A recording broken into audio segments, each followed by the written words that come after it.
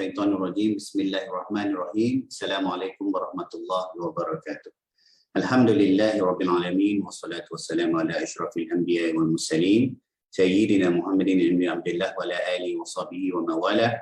Allahumma shalli ala Muhammad wa ala ali Muhammad kama shallaita ala Ibrahim wa ala ali Ibrahim wa barik ala Muhammad wa ala ali Muhammad kama barakta ala Ibrahim wa ala ali Ibrahim fil alamin innaka Hamidul Majid. Amma ba'd. Baik, alhamdulillah tsumma alhamdulillah.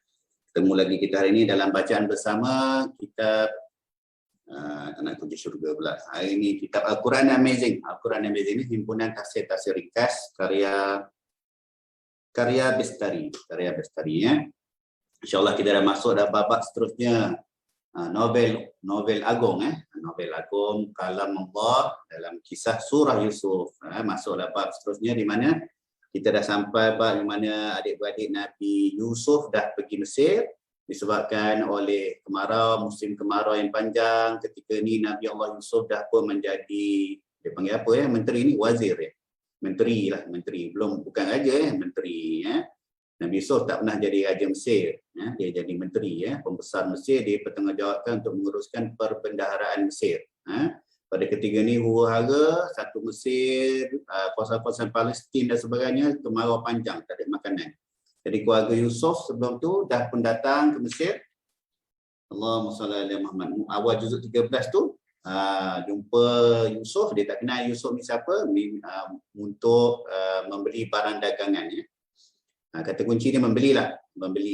Mereka ada dalam pandangan tafsir lain, Ibn Rahman katanya ada beberapa pandangan mereka pergi barter trade. Ada pandangan lain mengatakan dia beli barang, sebab dia datang bawa sesuatu dan dipenuhkan unta yang mereka bawa tu dengan makanan, dan barangan yang dibawa tu pun diletak lagi. Jadi kalau pada pandangan mengatakan kalau barter trade, mengatakan unta dia tak muat lah nak bawa barang.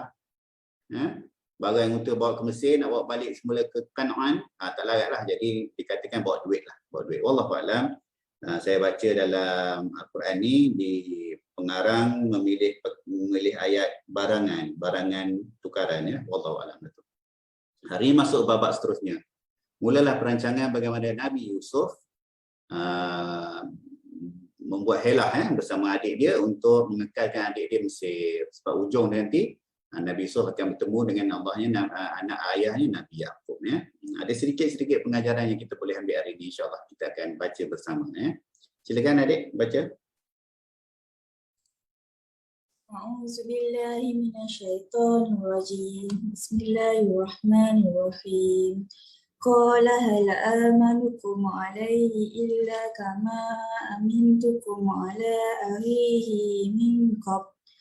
Wallahu khairun hafizan wa huwa arhamar rahimin. Walamma fatahu mata'ahum wajadu bida'atuhum ruddat ilaihim. Qalu ya abana ma nabghi hadhihi bida'atuna ruddat ilaina wa namiru ahlana wa nahfazu akhana wa nasdadu kayla ba'ir. Zalika kaylun yasir. Qala lan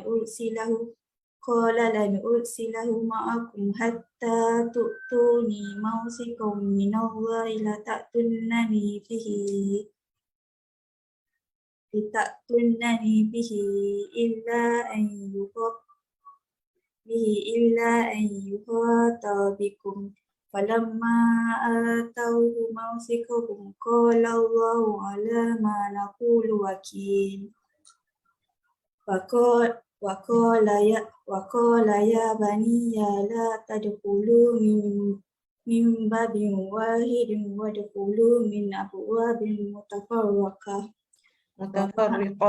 mutafarriqah.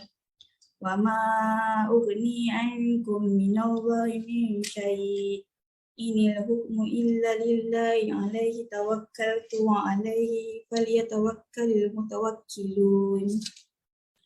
Walamma dakhalu min haythu amrahum abuhum ma kana yughni anhum minallahi min shay'in illa hajatan fi nafsin يعقوب قضاها وإنه لذو علم لما علمناه ولكن أكثر الناس لا يعلمون ولما دخلوا على يوسف آوى إليه قال إني أنا أخوك فلا تبتئس بما كانوا يعملون صدق الله العظيم.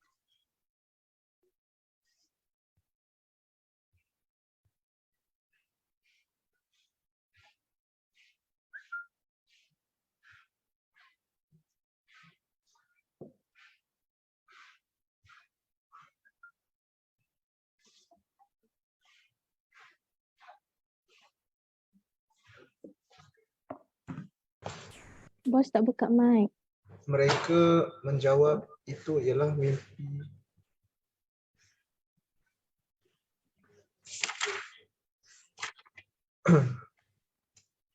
Kau baca? Saya baca. Ayat 64, dan dia Yakub berkata, bagaimana aku boleh meletakkan kepercayaan menjaga Bunyamin kepadamu seperti mana ketika aku meletakkan kepercayaan menjaga Yusuf kepada kamu dahulu.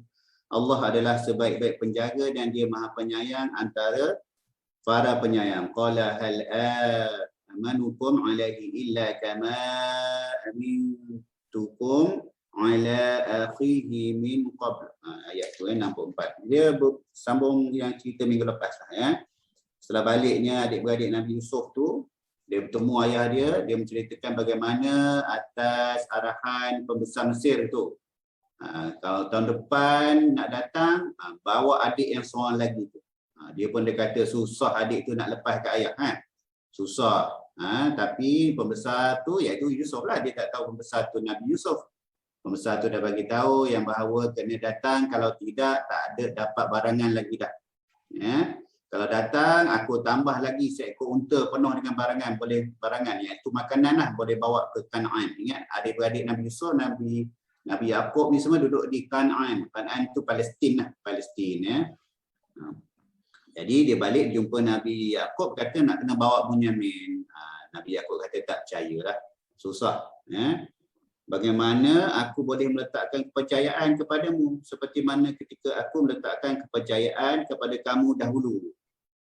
Allah adalah sebaik-baik penjaga dan dia maha penyayang di antara para penyayang. Dan ketika mereka membukakan bungkusan barangan, mereka menemu barang-barang mereka dikembalikan kepada mereka. Apa dia barang-barang tu? Wallahualam. Dia kata dia datang bawa duit je, bawa duit beli barang. Nabi Yusuf beritahu kepada pekerja dia, letak balik duit tu dalam bungkusan-bungkusan tu, ya. Mereka berkata, wahai ayah kami, apakah lagi yang kita inginkan? Barang-barang kita dikembalikan semula kepada kita dan kita akan dapat memberi makan keluarga kita dan kami akan menjaga saudara kami dan kita akan mendapat tambahan bantuan seberat seekor unta. Itu merupakan hal yang mudah. Mudah bagi siapa? Bagi pembesar Mesir tu, Raja Mesir, Nabi Yusuf lah. Dia yakni Yakub berkata, aku tidak akan melepaskannya pergi bersamamu sebelum kamu bersumpah kepadaku atas nama Allah bahawa akan membawanya kembali kepadaku kecuali jika kamu dikepung musuh. Setelah mereka melafazkan sumpah, dia yakni Yakub berkata, Allah adalah saksi terhadap apa yang kita katakan. Nabi Yakub dia dah cuak lah kan. Sebelum tu dia berikan tanggungjawab menjaga Yusuf. Di atas helah mereka, dia campak Nabi Yusuf dalam kuil. Tapi Yakub ni bukan orang biasa, dia Nabi. Dia dah tahu dah Nabi Yusuf tu selamat. Atas sebab awal tu masa takbir mimpi tu dia kata aku melihat 11 bintang yang tunduk pada aku. Dia dah tahu dah Nabi Yusuf ni besok akan jadi seorang pembesar kan. Orang tunduk pada dia. Dia tahu dah. Tapi dia sedih lah. Kesedihan tu tak boleh dielakkan, ya. Dia sedih, Nabi Yusuf tak tahu ke mana. Dia tahu penyudah lebih baik sebab dia Nabi kan. Dan Yakub berkata, wahai anak-anakku, dia pesan pula. Dia kata bolehlah. Kalau nak bawa juga boleh, tapi bersumpah atas nama Allah akan membawanya kembali kepadaku. Bawa Bunyamin tu, Bunyamin dengan Yusuf ni mak lain. Yang ramai-ramai adik-adik lain tu mak lain, ya. Jadi adik kandung Bunyamin ni adik kandung Nabi Yusuf. Yang lain-lain tu abang tiri, adik-beradik tiri dia. Sumpah atas nama Allah. Bawa balik, melainkan kalau kamu kena kepung. Maksudnya dalam syarah kepada ayat ni melalui tafsir Pimpinan Rahman,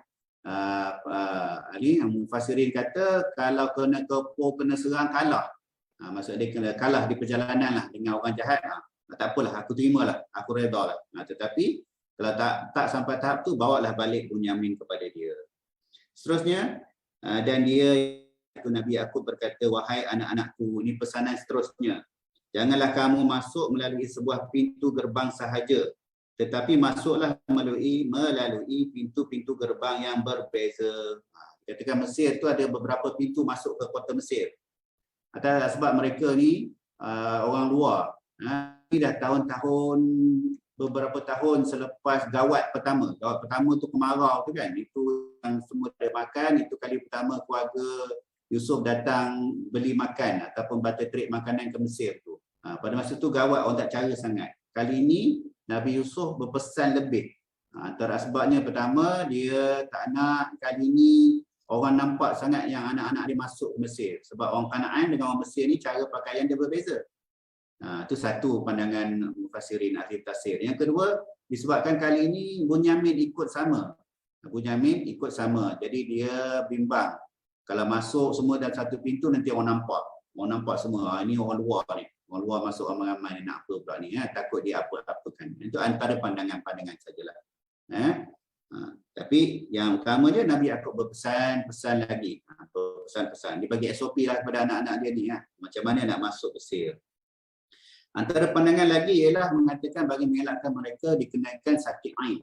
Terkena sakit ain disebabkan apa? Anak-anak dia ni semua cantik-cantik. Cantik tubuh badannya, rupa parasnya. Nabi Yusuf kan cantik. Jadi adik-beradik ni pun cantik-cantik. Ataupun ada yang beberapa orang tu perangai dia tak cantik. Dia takut penyakit ain. Ni penyakit ain ni betul. Daripada hadis Rasulullah SAW kata penyakit ain tu memang benar. Memang ada sakit ain. Jadi kita elaklah diri kita daripada terkena sakit ain. Sakit ain ni apa? Sakit yang datang daripada pandangan mata yang jahat. Atas sebab kita tayang anak-anak kita, rupa paras kita dan sebagainya. Orang tu tak semena-mena melihat dengan pandangan jahat pada kita, pada anak kita, pada suami kita, diri kita. Jadi bukanlah kerja kita ni nak menayang diri kita di khayalat ramai. Macam mana orang sekarang tayang di khayalat ramai? Dekat Facebook lah. Facebook, Instagram, apa gram lagi tu. Tak payah tayang lah. Hari-hari bahagia kita, hari-hari sedih kita, rupa paras anak, isteri kita, tak payah tayang. Simpanlah, simpan. Tak payah sikit-sikit nak tayang. Pagi ni makan apa, tengah hari ni makan apa, tak payah nak tayang. Hari ni anniversary, tak payah nak cerita ke orang, nak buat apa beritahu orang hari anniversary kita. Itu antara kita dengan ahli keluarga kita. Lafaz kasih sayang, mesra, cinta, sedih kita dengan pasangan kita, buat apa nak beritahu orang? Sesungguhnya abang sangat menyayangi diri kamu, abang ingin mengucapkan selamat hari jadi, sesungguhnya kamulah bidadariku di syurga, tak payah kahwin. Buat membazir. Itu yang ramai pula tu yang jadi pakai kepiah, pakai tudung labuh, pakai niqab pun sama naik dia zaman sekarang ni.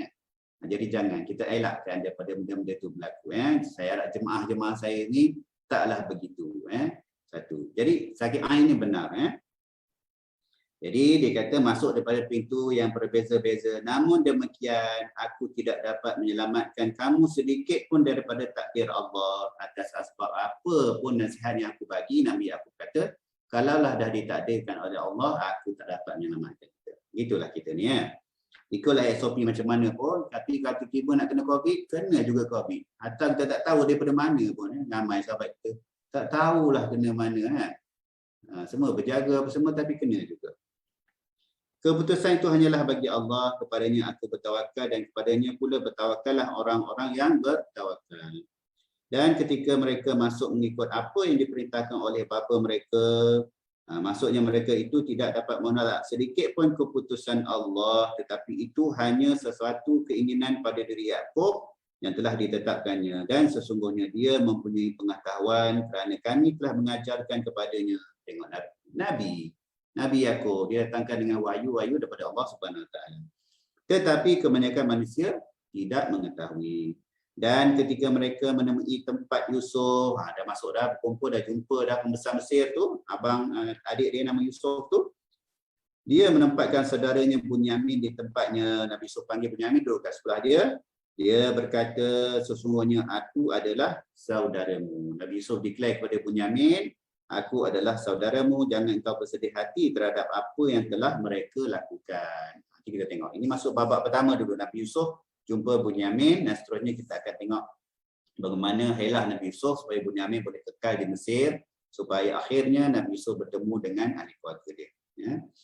Baik, tafsir Jalalain. Ya. Tajuk hari ini penerbit pilih Nabi Yusuf alaihissalam dipertemukan dengan saudara-saudaranya. Waqala ya bani la tadkhulu, dan Yakub berkata, hai anak-anakku, janganlah kamu masuk ke negeri Mesir. Min babin wahidin wadkhulu min abwabin mutafarriqah, daripada satu pintu gerbang, tapi masuklah daripada pintu-pintu gerbang yang berlainan supaya kamu tidak menjadi malang kerananya. Wa ma aghni, namun demikian aku tidak dapat menolak ankum, daripada diri kamu melalui sarananku ini, minallah, daripada takdir Allah. Huruf min di sini adalah zaidah, iaitu tambahan. Min syai', barang sedikit pun yang telah ditakdirkannya terhadap kamu, sesungguhnya hal tersebut hanyalah terdorong oleh rasa sayangku. Kisah Nabi dan Rasul.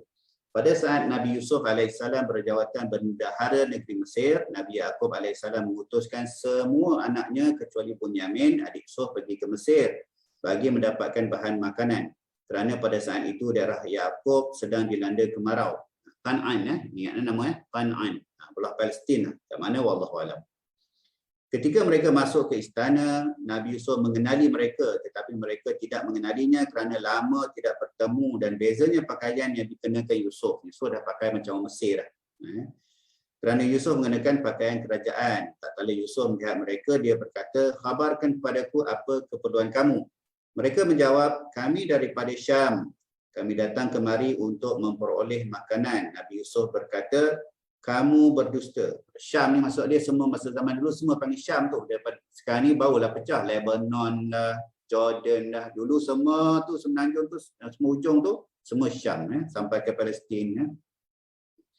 Kami daripada Syam, kami datang kemari untuk memperoleh makanan. Nabi Yusuf berkata, kamu berdusta. Kamu adalah mata-mata. Kabarkan kepadaku keberadaan kamu. Mereka menjawab, kami ini 10 orang bersaudara. Namun sebenarnya kami ini 12 bersaudara. Saudaraku yang satu telah tiada dan dia yang paling dicintai oleh ayah kami. Nabi Yusuf bertanya, siapakah yang tinggal bersama bapa kamu? Mereka menjawab, saudara kami yang paling kecil. Nabi Yusuf berkata, bawalah dia kepadaku, aku ingin melihatnya. Jika tidak membawanya kepadaku, kamu tidak akan mendapatkan gandum lagi daripadaku. Jadikanlah sebahagian daripada kamu untukku sebagai jaminan hingga kamu kembali lagi. Kemudian diletakkanlah bahan makanan itu hingga memenuhi seekor unta.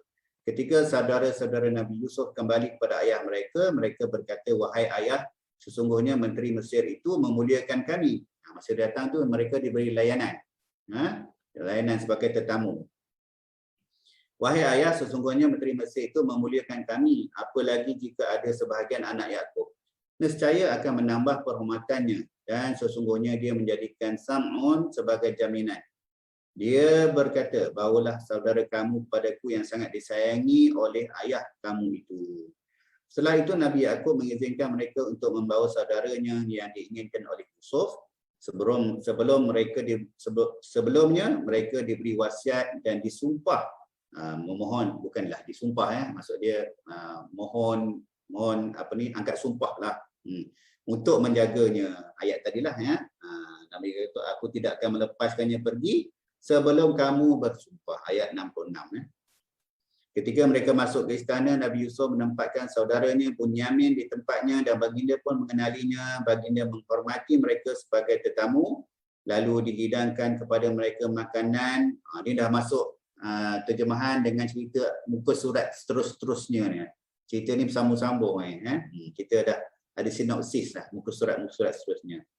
Lalu dihidangkan kepada mereka makanan dan ditempatkan untuk 2 orang satu hidangan, sedangkan Bunyamin duduk bersendirian. Dia pun menangis sambil berkata, seandainya saudaraku Yusuf masih hidup, pastilah aku akan mendudukkanku bersamanya.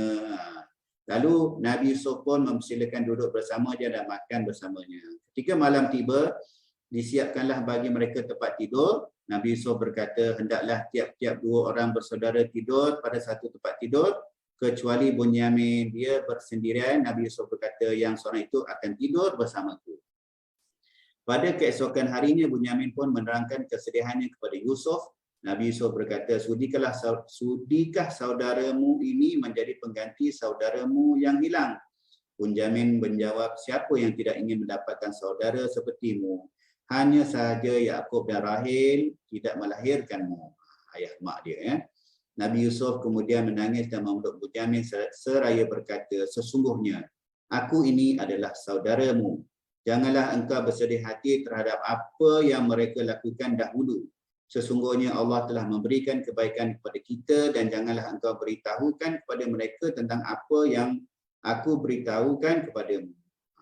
Sampai ni Nabi Yusuf dah bagi tahu dah kepada Bunyamin, dialah Yusuf ya, dan minta dirahsiakan. Sebab banyak lagi perjalanannya, elah Nabi Yusuf supaya Bunyamin kekal di Mesir. Baik, alhamdulillah ya. Riyadhus Shalihin daripada Aisyah, sesungguhnya dia pernah bertanya kepada Rasulullah SAW mengenai penyakit kusta. Lantas Nabi SAW memberitahukan kepadanya bahawa penyakit kusta merupakan azab yang Allah timpakan terhadap siapa yang dikehendakinya dan menjadikannya sebagai rahmat bagi orang yang beriman.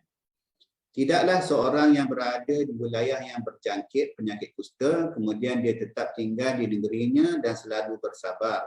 Dia mengetahui bahawa penyakit tersebut tidak akan menjangkitinya kecuali apa yang Allah tetapkan kepadanya, melainkan baginya pahala, seperti pahala orang yang mati syahid. Hadis riwayat Bukhari. Hadis ini memberi keterangan bahawa tujuan seorang mukmin itu mendapat pahala daripada Allah SWT, serta mengharap janjinya dan mengetahui bahawa penyakit kusta yang menimpanya itu adalah takdir Allah.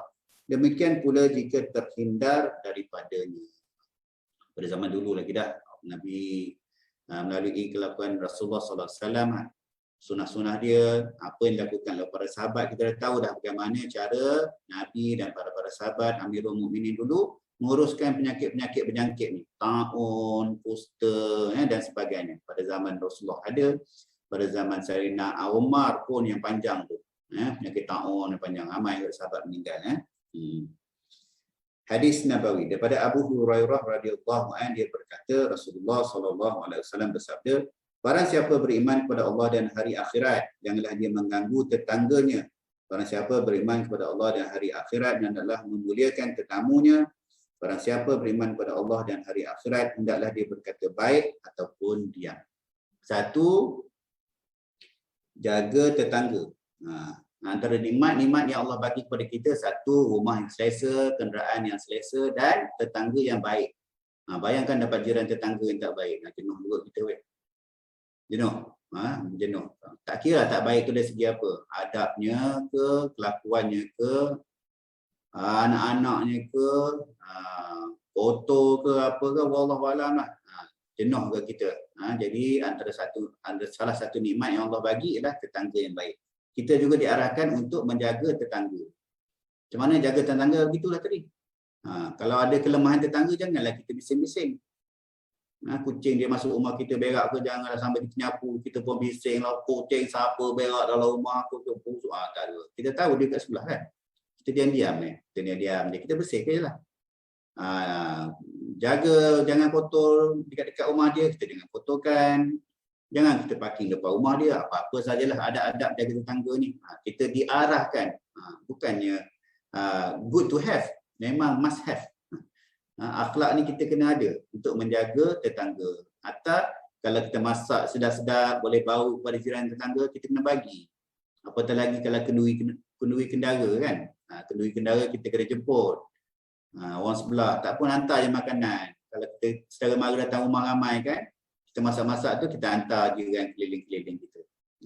Jaga tetangga. Kedua, muliakan tetamu. Mulia tetamu. Macam mana Nabi Yusuf buatlah tetamu ni, adik-beradik dia tu. Kita muliakan tetamu. Tetamu dia ada hak. Dalam masa 3 hari dia datang ke rumah kita, kita kena jaga makan, minum, pakai dia. Jangan susah dia apa-apa.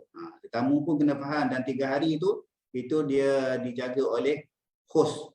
Kita lah yang menjaga. Jangan lebih-lebihkan pula. Lepas 3 hari tambah lagi ya. Begitu. Dan yang akhirnya, kalau nak berkata-kata, biarlah kata-kata itu baik ataupun diam. Jaga mulut kita ni salah satu asbab ramai manusia masuk neraka. Jaga bab mulut ya. Nasihat dan pengajaran. Satu kegembiraan dan kenikmatan bagi diri Yusuf alaihissalam ketika bertemu saudara kandungnya Bunyamin setelah lama berpisah. Puncak kegembiraannya adalah ketika bertemu dengan ayahnya yang sangat sayang padanya. Beberapa muka surat lagi lah kita jumpa bab ni ya, insya-Allah. Setelah dia berikhtiar, akhirnya Allah pun mempertemukannya. Merupakan nikmatnya atas hambanya jika diberikan secara berterusan kepada orang yang sangat disayangi. Lalu berhubung dengan keluarganya, kerabat dekat, sahabat-sahabatnya, bahkan dengan yang lainnya. Kenikmatan yang besar dalam agama dan dunia dapat diraih jika dimudahkan dengan pelbagai usaha dan perancangan yang berhubungan dengan nikmat itu. Allah yang Maha Bijaksana mempunyai ketetapan yang tidak dapat diubah. Allah tetap menetapkan bahawa nikmat yang diinginkan hamba tidak akan tercapai kecuali dengan pelbagai perkara yang bermanfaat. Khususnya ilmu yang bermanfaat dan dikuatkan dengan hal lain berupa akhlak dan amal yang baik. Itulah yang dilakukan oleh Yusuf alaihissalam. Tengok ya, macam mana Yusuf berakhlak dengan adik-beradik dia. Padahal adik-beradik dia itu yang campak ke dalam perigi. Nanti kita jumpa ujung, tak lama lagi dah, bagaimana masa Nabi Yusuf declare janji adalah Yusuf. Tak ada dia hina adik-beradik dia. Tak ada. Walaupun adik-beradik itu jahat. Dia tak hina. Itu kita tengok berdawal. Sebelum ni kita dah jumpa dah bagaimana walaupun dia kena tuduh dengan makcik dia tu. Makcik yang menjaga dia tu. Walaupun pakcik dia tahu makcik dia tak betul. Tapi pakcik dia tu atas sebab dia pembesar Mesir. Atau mungkin atas sebab dia ikut turut kata isteri dia. Dia sanggup kurung Nabi Yusuf dalam penjara. Itu semua perjalanan yang Allah dah tentukan. Tapi Nabi Yusuf masa keluar penjara, tak adalah dia menghina makcik-pakcik dia. Kena ingat tu ya, bagaimana akhlak, baiknya akhlak Nabi Yusuf. InsyaAllah besok ayat 70 sampai 77 dengan title disyariatkan jaminan. Kita tengok macam mana perjalanan seterusnya helah Nabi Yusuf untuk memerangkap adik-adik dia supaya Bunyamin kekal di Mesir ya, supaya Bunyamin kekal di Mesir. Wallahu a'lam ya. Kita sambung sikit-sikit lagi besok insya-Allah perihal novel agung seterusnya Nabi Yusuf. Wallahu a'lam. A'udzubillahi minasyaitonir rajim. Bismillahirrahmanirrahim. Allahumma faqihna fid din wa 'allimna ta'wil wa ihdinas siratal mustaqim siratal ladzina an'amta 'alaihim minan nabiyyin was-siddiqin wasyuhada'i was-shalihin wa hasuna ulaika rafiqa ya arhamar rahimin. Allahumma inna nas'aluka 'ilman nafi'a wa rizqan thayyiban wa 'amalan mutaqabbala wa dinan qayyiman wa yaqinan shadiqan wa imanan kamilan. Allahumma inna na'udzubika minal baras wal junun wal juzam wa min sayyidil asqam. Wa sallallahu ala sayyidina Muhammad wa ala alihi wa sahbihi wa barik wa sallim. Subhana rabbika rabbil izzati amma yasifun wa salamun alal mursalin walhamdulillahi rabbil alamin. Kafaratul majlis. Subhanakallah wa bihamdika asyhadu an la ilaha illa anta astaghfiruka wa atubu ilaik. Wabillahi taufiq wa hidayah. Assalamualaikum warahmatullahi wabarakatuh. InsyaAllah jumpa lagi besok. Satu hari satu muka saja kita tadabbur Al-Quran bersama-sama. InsyaAllah.